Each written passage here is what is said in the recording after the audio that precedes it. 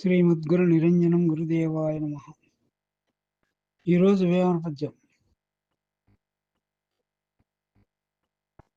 ఇది చాలా ప్రసిద్ధి పొందినటువంటిది, సర్వజనులకు తెలిసినటువంటిదే, చాలా సరళమైనది.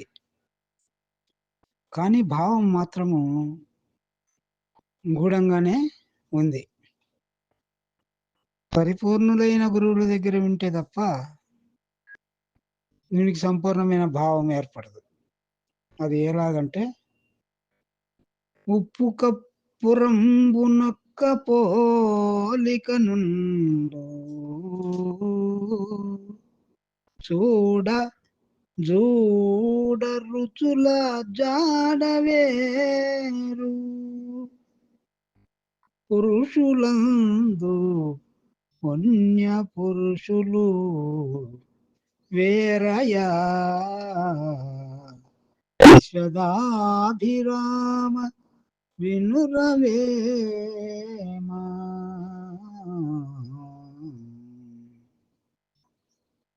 మామూలుగా అందరూ చెప్పుకునే భావం ఏంటి? ఉప్పు కర్పూరము రెండూ తెల్లంగానే ఉంటాయి,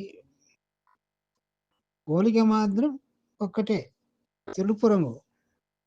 కానీ కర్పూరం బిళ్ళలు ఉంటలుగా ఉంటుంది, ఉప్పు కళ్ళు కళ్ళుగా ఉంటుంది. కానీ చూడ చూడ రుచుల జాడ వేరు. రుచులు అంటే ఇక్కడ మామూలు నోట్లో వేసుకుంటే రుచి కాదు, గుణములని. ఇంటికు చూడా చూడా. కొంతమంది చూడంటే నోట్లో వేసుకుంటే కర్పూరం సప్పగా ఉంటుంది, ఉప్పు ఉప్పగా ఉంటుంది అని చెప్తారు. పురుషులందు పుణ్య పురుషులు వేరయా.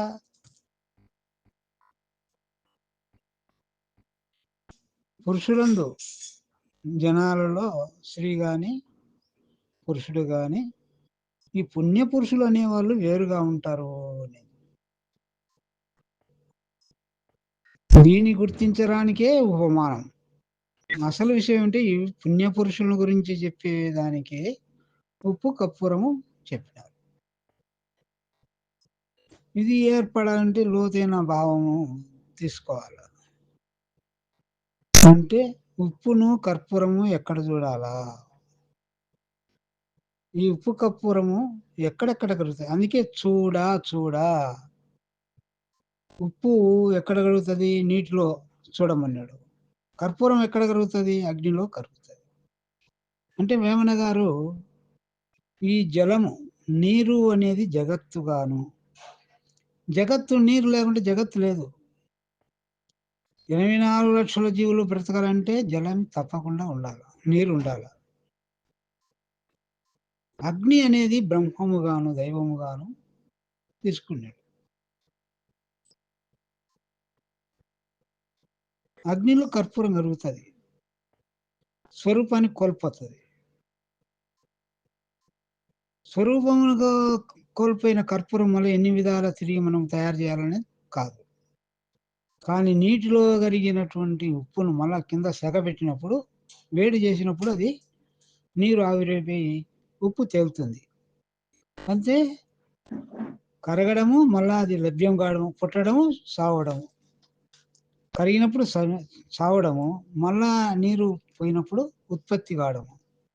ఈ జన్మ సావులు ఈ రెండు ఉప్పుకుంటాయి, కర్పూరానికి లేవు. కర్పూరం వంటి వారు పుణ్యపురుషులని, ఉప్పు వంటి వారు జనులు మామూలు పురుషులని మీకు పోల్చినాడు వేమన్న గారు. స్థానభ్రంశమైనప్పుడు ఎట్లుంటది? ఉప్పు అగ్గిలో పడినప్పుడు, కర్పూరము నీటిలో పడినప్పుడు. కర్పూరం నీటిలో తేలియాలుతుంటది, ఉప్పు అగ్గిలో ఏమడదు, పెట్టి గడ్డకొచ్చది.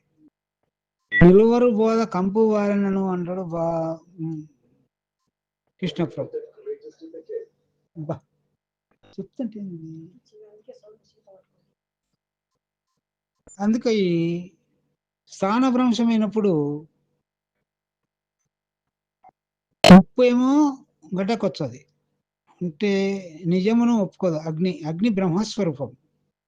అందుకే మనం ప్రతి ఇంట కూడా తెలిసి తెలియకపోయినా దీపారాధన జేయి, దీపారాధన జేయి. దీపము నలువైపులా ముఖం ఉంటది.